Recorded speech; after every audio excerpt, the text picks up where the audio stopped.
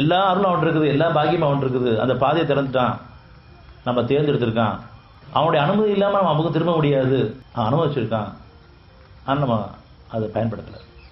அப்படியே நம்ம போயிட்டோன்னு சொன்னால், அவன் அனுமதி இல்லாமல் போச்சுன்னு சொன்னான், நம்ம இதயங்கள் மனசு அவன் பக்கம் திரும்பாமல் போயிடுச்சு. நிலைமை என்ன ஆகுது?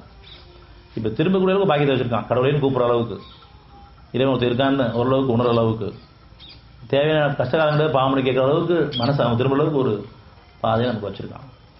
அது தடுக்கப்பட்டுச்சுன்னு சொன்னால் நம்ம அவங்க திரும்பவே முடியாது. சாதாரணமாக உலகடிப்பில் பதில் கொண்டு பார்க்கறதுக்கு முடிய மாட்டேங்குது. 4 ரூபா உட்காந்துருக்கணும்.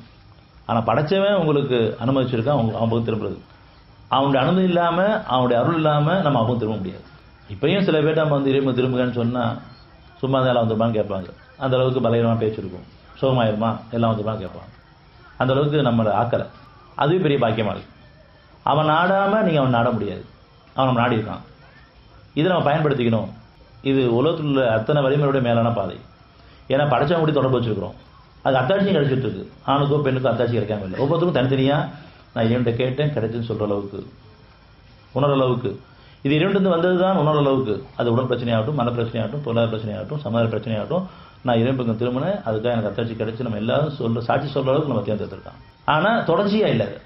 கஷ்டகாலங்களை கேட்குறோம், முடியாத போது கேட்குறோம்.